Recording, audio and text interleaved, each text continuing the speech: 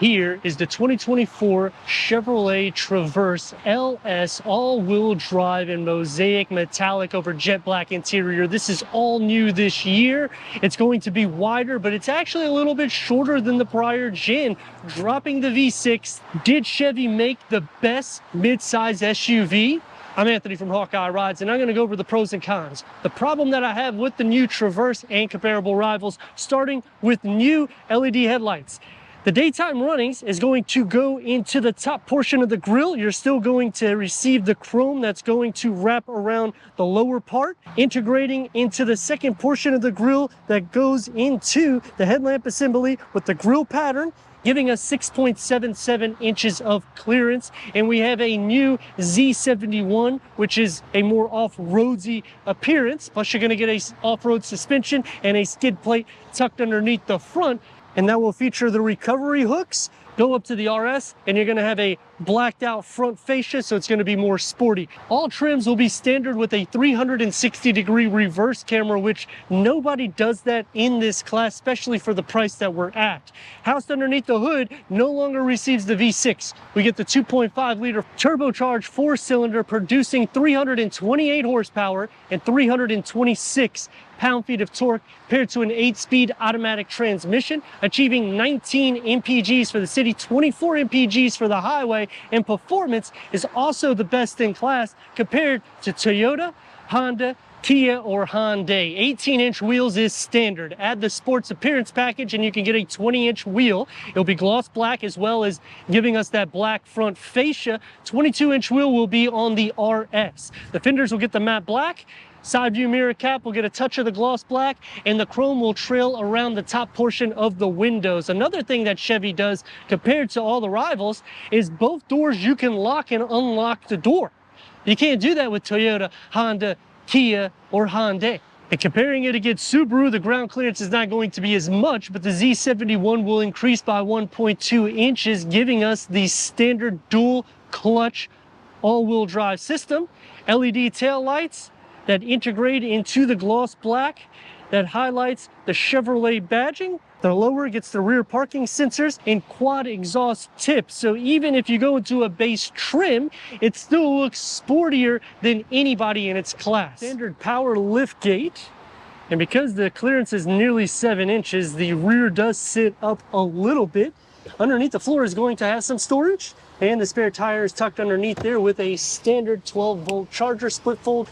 The third row in the back at a 60-40 split. That will increase cargo to 55.47 cubic feet of storage, but unfortunately you will have to go into the back door to max the 98 cubic feet of storage, which is the best in class amongst everybody.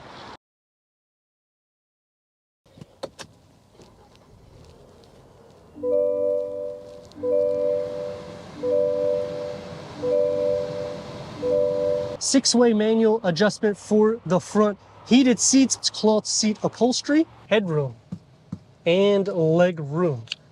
You will have a ton of space throughout the cabin. The dashboard has been reworked with a one-panel, two-screen layout, and it's quite unique because the power button is on top for this 17.7-inch touchscreen that is standard. Apple CarPlay, Android Auto, Sirius XM, AM, FM, streaming Bluetooth audio, My Chevrolet. We have Google Assist, Google Play Store, Amazon Alexa, Wi-Fi hotspot. And check this out, when you use the volume knob, look how cool that is. I just like how when you push a button, everything becomes enlarged, so it makes it a lot easier and more intuitive for the passenger and driver, even though it's still a driver-focused setup. The new gear lever to put it into reverse with a 360-degree reverse camera, full trajectory that's going to be around the vehicle, and you can change different camera layouts of the vehicle with the standard tri-climate control setting. And this area here gets a lot more cleaned up too, because if you remember, the gear lever was right here. Wireless charging pad starts on the with USB ports, 12 volt, and the key fob. And you get more storage here. It's going to be a little bit more sporty. It opens up to a little storage that picks up and goes into a deep storage pocket with a full pass-through and a wrapped steering wheel. It's heated, multi-function. We get the paddle shifts. The gauge cluster is an 11-inch display that can add the navigation and go through an array of information for the driver. 6 speakers are standard. 10 speakers through Bose starts on the Z71 with an auto dimming rear view mirror. With a digital rear view mirror on the Z71, it's an available panel moonroof. And the door panel and dashboard integrate in together, and it keeps a 2-part, especially with the air vents the way it goes in. One touch up and down is going to start on the Z71. It's going to be a lot more sporty with a medium-sized storage pocket. For the second row, headroom and leg room. These seats can adjust forward and backwards. That's forward, and that's all the way back. Storage behind both of the front seats. Third climate control. Heated seats is going to be on the RS with a home plug that will be on the Z71. Standard USB ports, and check this out. You just throw your phone in there. You got cup holders here, no armrests. And the door, it's going to start with the grab handle. You get the air vents in the ceiling, and it's going to be basically the same materials that's found in the front, just a smaller storage pocket. Sliding into the center, the floor is more or less flat, so feet space is not an issue, nor is leg, butt, or shoulder space, because this is an inch wider than the prior. And headroom, I can fit without an issue.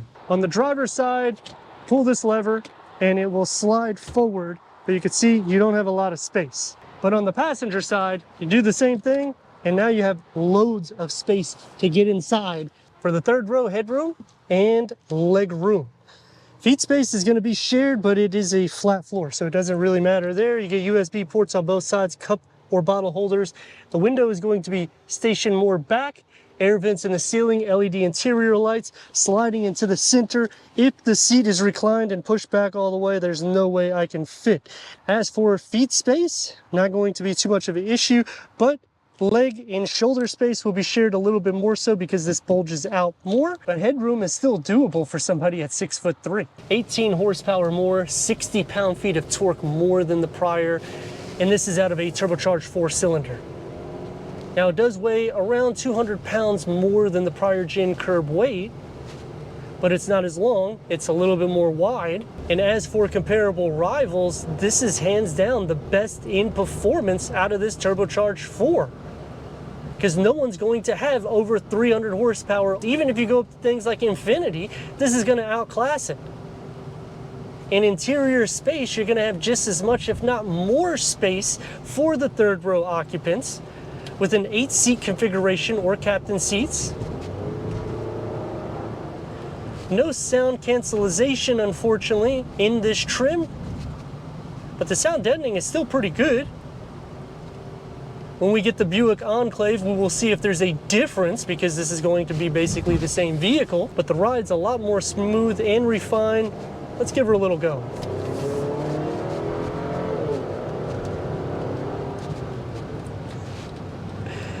It's very effortless. The pedal doesn't feel heavy at all whenever you're pushing the throttle. It has the momentum to get up and go. The steering is a lot more light and the grip to it is a lot better. It's gonna take me to some pros and cons. Starting off with the pros, the refresh, Chevy did a great job. I mean, interior wise, I'm blown away, because when I first got the keys, I was thinking, look, if it's around 45, under 50 grand, it's a bargain. This just starts over $40,000, and look at what you're getting. The largest infotainment screen in class, the most performance in class, more cargo capacity than anybody in class. Now, it's not going to have soft materials found throughout, but you're not going to expect that at this price point. Visibility is good. Clearance isn't bad. It's over 6.7 inches. And if you need more, go to the Z71, which is all new for this year. If you want it to be a little bit more sporty and a little bit more composed, you go to the RS. Not a huge fan of the gear lever, because I continuously hit the park whenever I'm trying to go from reverse into drive. Hard brakes, doesn't feel heavy. Turn radius, it does feel long.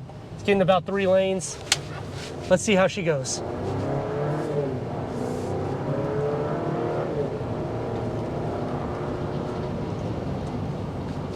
Now, you're not going to be flooring it on a day in and day out, but if you do hit anything over 3 RPMs, the engine sound is not necessarily the most desirable.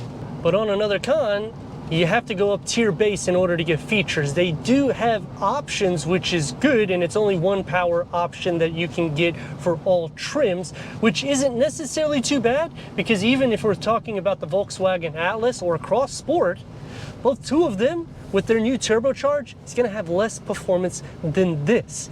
Even though you'll have a little bit more leg space for the third row in the Atlas, this is still going to have a little bit more width in the interior. And the driver focus setup has to be a con for me, because this is a family vehicle. They've cleaned up this center cluster so much more so to give us more space. But when you have two screens integrated into a one panel, they could have made it a little bit more easy for the passenger to see this center screen, because it's so huge.